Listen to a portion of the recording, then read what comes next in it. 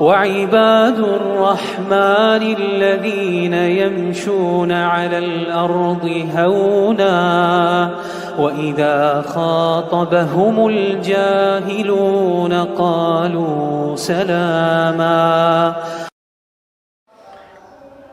السلام علیکم ورحمۃ اللہ وبرکاتہ۔ جی ہاں ناظرین، میں ہوں مفتی عباد الرحمن صدیقی۔ استقبال ہے آپ کا اسلام فرسٹ یوٹیوب چینل میں۔ آج کا بھی ہمارا عنوان ہے پڑھائی اور لکھائی۔ میرے بھائی، پڑھائی لکھائی ایک ایسی چیز ہے، اگر یہاں کمی آ گئی تو اب آگے جتنے بھی مقامات ہیں ہر جگہ وہ کمی ہی نظر آئے گی۔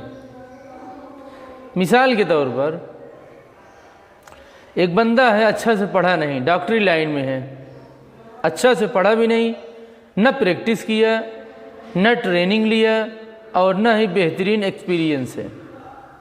اب جب وہ علاج کرے گا تو وہاں ضرور کچھ نہ کچھ فالٹ کرے گا۔ کیوں؟ اس کی جو بیسک چیز تھی وہ کمزور تھی۔ اب وہ ویکنیس، وہ کمزوری ہر جگہ نظر آئے گی۔ ایک ماسٹر ہے، اچھا سے نہیں پڑھا، ایکسپیرینس نہیں ہے، تو جن بچوں کو وہ پڑھائے گا یقیناً وہ بہت اچھا نہیں پڑھا پائے گا۔ کیوں؟ بنیادی چیز اس کی خود کمزور ہے۔ ایک نرس ہے، اچھی نرسنگ نہیں کر پا رہی ہے۔ کیوں؟ اس لیے کہ پڑھائی لکھائی اچھی نہیں، پریکٹس نہیں، ایکسپیرینس نہیں، اس لیے اب اس کی کمی ہر جگہ نظر آئے گی۔ جب بھی کسی عورت کا علاج کرے گی، ٹریٹمنٹ کرے گی، تو وہاں کوئی نہ کوئی کمی ضرور کرے گی، اس لیے کہ بنیادی چیز اس نے خراب کر رکھی ہے۔ یہی حال وکیل کا ہے، اگر اچھی سے پڑھائی لکھائی نہیں کر رکھا ہے تو جس کو ضمانت دلانا ہوگا اس کو نہیں دلا پائے گا، اور جو ضمانت کے قابل نہیں ہوگا اس کو ضمانت دلا دے گا۔ یہی حال جج کا ہے، اگر صحیح پڑھائی لکھائی نہیں ہوئی ہے تو کسی کو پھانسی کی سزا دے گا اور کسی کو بری کرے گا۔ ایک دم بنیادی چیز ہے۔ جہاں جہاں پڑھائی لکھائی کی ضرورت پڑتی ہے اور شروع میں اس نے محنت سے نہیں پڑھ رکھا تو ہر جگہ اس کا اثر آئے گا، ہر جگہ دکھے گا۔ میرے بھائی، اس لیے چند سال کشٹ کر کے پڑھائی لکھائی کو آگے رکھیں، ورنہ پوری زندگی کوئی آپ کو جاہل کہے گا، کوئی آپ کو جپٹ کہے گا، کوئی آپ کو الٹر کہے گا، کوئی آپ کو بیل کولو کہے گا، کوئی کچھ کہے گا۔ لیکن اگر آپ چند سال محنت کر کے پڑھ لیے تب انشاءاللہ اس کا جو نتیجہ نکلے گا پوری قوم کو فائدہ ہوگا۔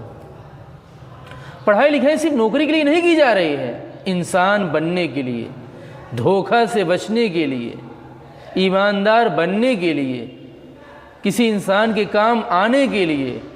کہیں ہمارا دماغ کوئی ریموٹ کنٹرول کی طرح دوسرا نہ استعمال کر لے، کوئی ہم کو دوسرا ہینڈل نہ کرے، اس لیے اللہ پاک نے پڑھنے اور لکھنے کا حکم دیا ہے۔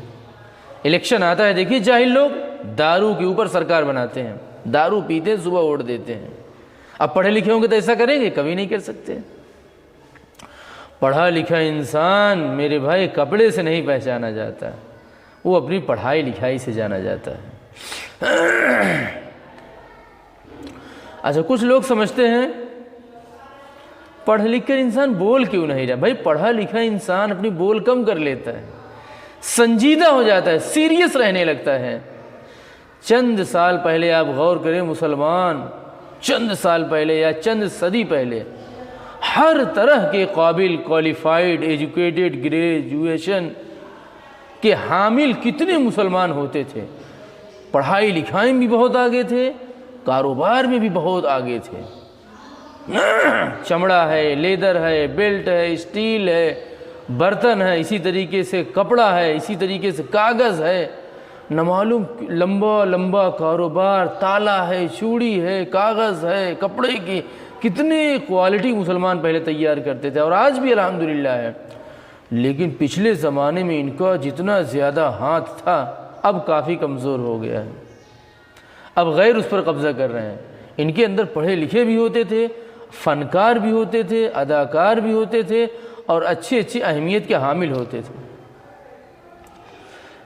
اور اب ہر جگہ ڈاؤن فال ہو رہا، زوال آ رہا، زوال آ رہا۔ پڑھائی لکھائی کے معاملے میں آپ دیکھیے، جب سارے بچے مسلمان کے پڑھنے لکھنے چلے جاتے ہیں، پھر بھی اس محلے میں اتنے بچے بچتے ہیں جو گولی کھیل رہے ہوتے ہیں، مچھلی مار رہے ہیں، کانٹے لیے پھر رہے ہیں۔ کیوں؟ اس لیے کہ ذوق شوق نہیں ہے۔ انہوں نے سوچ رکھا ہے پڑھ لکھ کر ہم کیا کریں گے، ہم وہاں تک پہنچ ہی نہیں سکتے ہیں، اس لیے انہوں نے اپنا ارادہ شروع میں ہی چینج کر لیا۔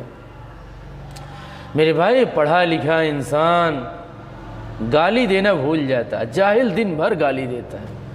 جب ٹھیلا لگانے والے، رکشہ لگانے والے، رکشہ چلانے والے کہ بیٹے جب پڑھ لیتے ہیں تب ہم کو پتہ چلتا ہے، اور جب پڑھ کر وکیل، سینئر وکیل، جج بنتے ہیں تب ہم کو پتہ چلتا، ارے پڑھائی لکھائی کا اتنا فائدہ، اور ابھی تک جو کہہ رہے تھے پڑھ لکھ کر کیا کریں گے تب پتہ چل جائے گا۔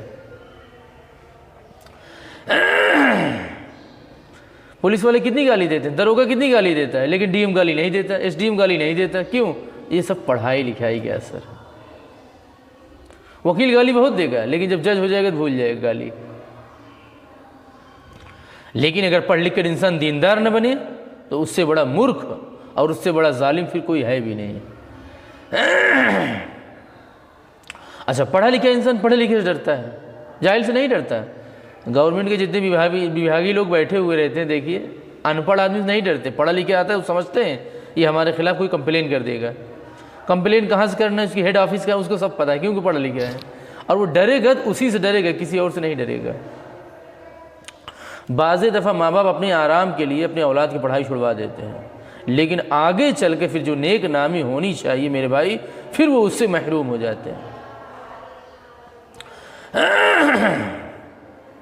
اگر چند دن محنت کر کے، مشقت کر کے اٹھا لیں یہ مصیبت، تھوڑا اور زیادہ اٹھا لیں، تب اس کا جو نتیجہ آگے چل کر ملے گا 20 سال کے بعد، پھر آپ کا کلیجہ ایک دم ٹھنڈا ہو جائے گا۔